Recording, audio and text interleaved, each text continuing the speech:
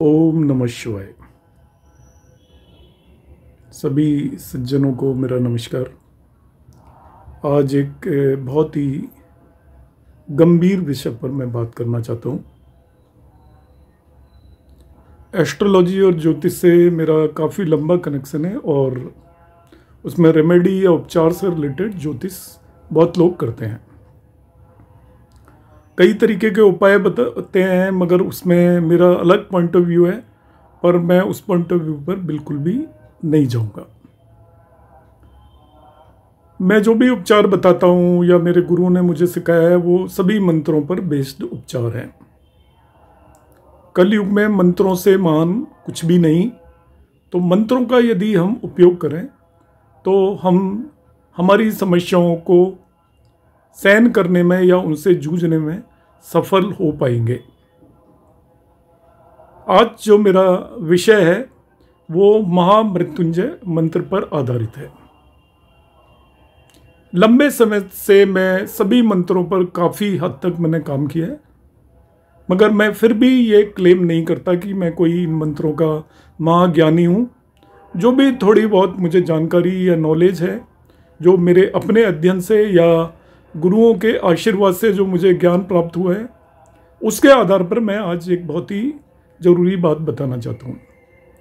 जब भी कोई व्यक्ति कष्ट में होता है, परेशानी में होता है, तो हम ज्योतिषी के पास जाते हैं या किसी पंडित जी के पास जाते हैं या किसी भी व्यक्ति के पास जाते हैं।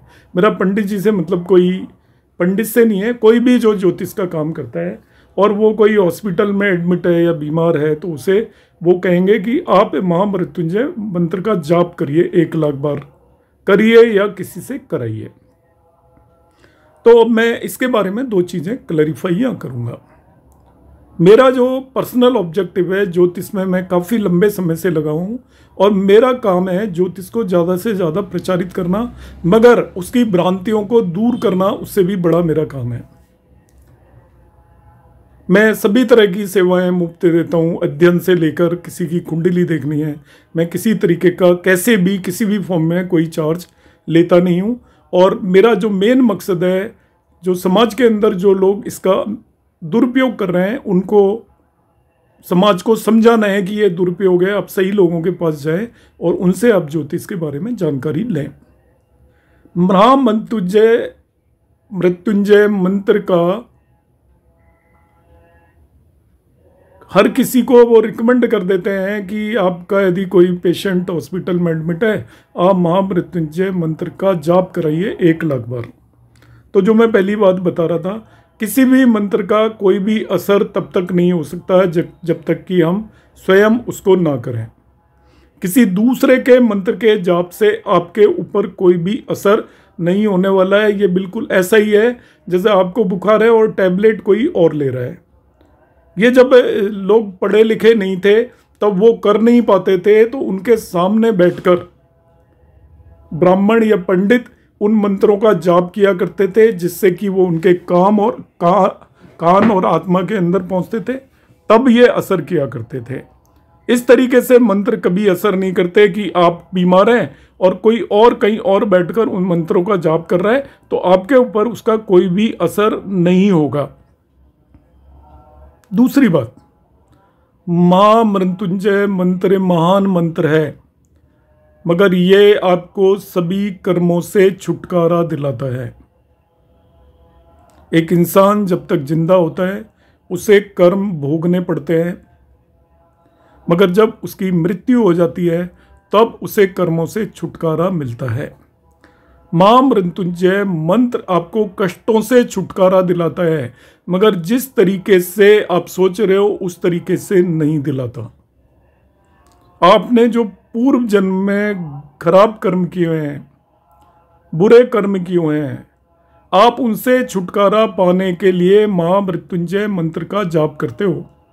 और उन कर्मों से छुटकारा मिलने का मतलब है आपका सभी तरह के कर्मों से छुटकारा होना, इसका मनुष्य योनि से आपका चले जाना। इसलिए जब भी कोई व्यक्ति यदि हॉस्पिटल में बीमार है या कुछ है, तो उसके महामृत्युंजय मंत्र के जाप से वो ठीक नहीं होगा। उसको कष्टों से मुक्ति मिलेगी, मगर दूसरे तरीके से मिलेगी। उम्मीद है आप मेरी बात को समझ गए होंगे। इससे ज़्यादा मैं इस पर और कुछ भी नहीं कहूँगा। दूसरी बात, आप जब भी किसी के पास जाते हैं, ज्योतिष उपचार लेते हैं, तो मंत्रों के अलावा आप किसी भी टोने टोटके में यदि पढ़ रहे हैं तो आप अपना समय खराब कर रहे हैं, अपना पैसा खराब कर रहे हैं। ज्योतिष का कोई भी उपचार मंत्रों के अलावा कलयुग में संभव ही नहीं है। आपने जो पूर्व जन्म में कर्म किए उनका फल आपको भोगना पड़ेगा। मंत्र उन फल और दुखों को भोगने में आपकी मदद करेंगे, आपको ताकत प्रदान करेंगे, मगर कर्मों के फल से ना कोई बचा है ना कोई बचेगा। तो आप और इधर उधर के जो भी उपाय करते हैं उन उपायों से आपको कोई भी लाभ होने वाला नहीं है। केवल मंत्रोच्चारण ही एकमात्र उपाय है जो आपको ताकत देगा उन कष्टों से लड़ने के लिए। उम्मीद है आप मेरी बात समझ गए होंगे। इससे ज़्यादा मैं और कुछ भी नहीं कहूँगा। ओम नमः शिवाय। त्र्यंबकम यजामहे सुगंधिम पुष्टिवर्धनम उर्वारुकमिव बंधनात् मृत्युमोक्ष्य अमृतात्। तीन नेत्रों वाले जिनका हम हृदय से सम्मान करते हैं और पूजते हैं, जो मीठी सुगंध के समान है, फलने फूलने वाली स्थिति, जो पोषण करते हैं, बढ़ने की शक्ति देते हैं, ककड़ी जैसे, इस तरह बंधनों से मुक्त करने वाले, मृत्यु से हमें स्वतंत्र करें, मुक्ति दें, न अमरता मोक्ष। जय श्री कृष्ण। नमस्कार।